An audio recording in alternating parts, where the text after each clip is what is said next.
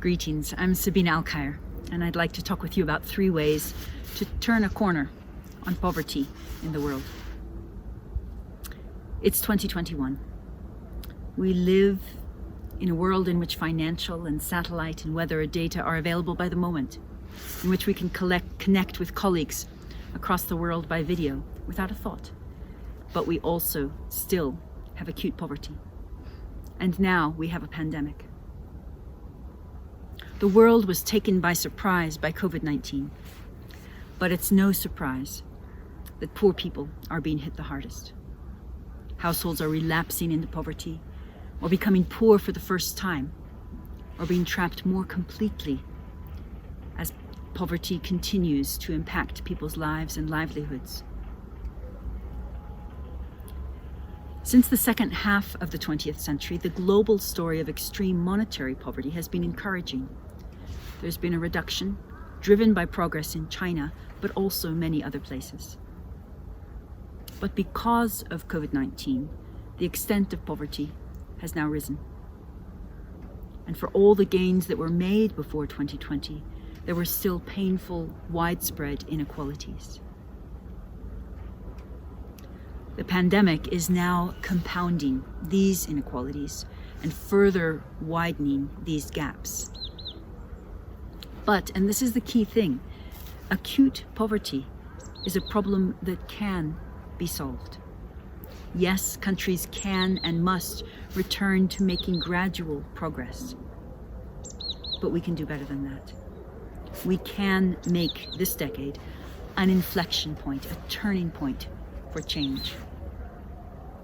Maybe when we look back on the 2020s, we will be able to see just what has been achieved because people worked together with skill and steely determination.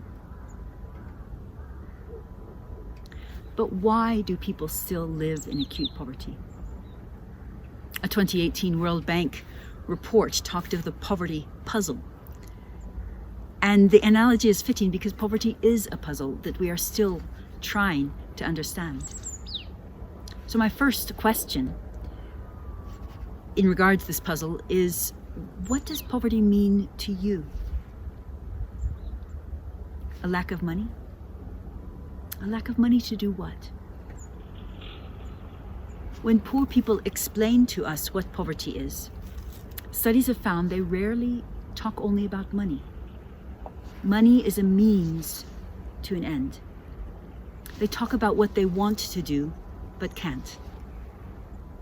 They talk about their dreams.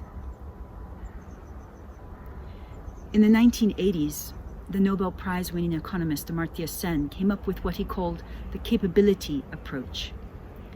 And the capability approach judges poverty to have declined if there is an increase in the real freedom that people have, the capability people have to live the kinds of lives they value. He observed that poverty is not just a lack of money. Drawing on Aristotle, poverty means not having the capability to realize one's full potential as a human being. If I can't feed my children, if the water pours into my dirt floor house when it rains, if the school is a dangerous 2 hours walk away and I am illiterate, if we can't turn on a light when night falls, these are deprivations and they are real, but they're not necessarily monetary. Amartya Sen's work inspired a new way of measuring poverty that complements the traditional money metric approach. Economists call it multidimensional poverty. That word's a bit long, but it's because multidimensional poverty measurement attempts to capture something quite realistic: the multiple aspects or deprivations that batter poor people's lives at the same time, and that can be solved. So multidimensional poverty aims to look at the overlapping, interlocking structural burdens that impede people's lives. Now, data can unlock so much for us. We can measure more than just income and spending. We can measure the overlapping deprivations people do face, like the nature of their health, if they have decent work, whether their house has a robust roof, if they have their own access to clean drinking water or bicycle to ride to work. And we can look at all of this information together for the same person or household. And that gives us a much more detailed picture of their lives and their challenges. It helps to solve the poverty puzzle. The $1.90 a day global poverty measure gives an indication of extreme monetary poverty globally. So together with the United Nations Development Programme, we created the Global Multidimensional Poverty Index to complete this picture. The Global Multidimensional Poverty Index, or MPI, covers 10 indicators in health and education and living standards in low and middle income countries, covering 5.9 billion people, over 3/4 of the world's population. Unlike the $1.90, it can be disaggregated or broken down by location, by age, by variables like disability status, to show who is poorest and whose overlapping deprivations are cumulatively heavier. So the global MPI offers a data set for people who want to understand and solve the poverty puzzle. It's for technicians, statisticians, business leaders, researchers, students, policymakers, presidents, for you. Some might say, well, it's just another index. There's so many. Why do we bother? Isn't multidimensional poverty just a proxy for monetary poverty anyway? And that's the interesting thing. It's not. Monetary and multidimensional poverty overlap, but they don't match. And there's a whole field of social science that needs to understand the mismatch, but it's real. And right now, without multidimensional poverty measures, therefore, there are people in situations of real deprivation whose conditions will not be visible. So they'll be overlooked and left behind. So let's get to the concrete details. I want to talk about 3 ways we can turn a corner on poverty this decade. Using multidimensional poverty data is the first, using it to understand the drivers of poverty. We need to use it alongside the $1.90 a day measures to see the shape of poverty across the world. For example, if we look only at $1.90 a day poverty, then we find that most poor people, 63%, live in sub-Saharan Africa. But if we look at the MPI, we find that the numbers are similar between sub-Saharan Africa and South Asia. And it's just over 40% in each world region, so it's different. If we go down to the country level, in Sudan, 52% of the population were MPI poor. But that very same year, 13% of people were monetary poor. In Malawi, 53% of people were MPI poor, just a bit more. But that year, 70% of the population were monetary poor. So to see the situations clearly, we need to use both measures and see the true picture of the poverty puzzle. But the aim is to reduce it. And after 10 years, for the first time, we have data sets in the global MPI that are large enough that they can be harmonized to show poverty across nearly 2/3 of the world's population, 5 billion people. And we can see where poverty has reduced. And so this is data for researchers to really understand and unlock and celebrate trajectories of success. Let me give you the example of Sierra Leone. Sierra Leone reduced its rates of multidimensional poverty during its Ebola pandemic. Within 4 years, it reduced all 10 indicators and poverty in 12 of its 14 regions. In fact, across 65 countries and 5 billion people, Sierra Leone had the fastest reduction of all countries. And its children sprinted ahead as well. Policies in Sierra Leone may not have been perfect. It was a pandemic. But how did that poverty drop? What went right there that we can learn from in other places now? With the global MPI data, we can try to understand the evolution of poverty and its trajectories across countries, but also provinces and age groups and rural and urban areas. A second action is to make your own MPIs, to efficiently direct attention to poor people in different contexts. I've been talking about the global MPI, and those data are standardized so we can compare across countries using one measuring rod.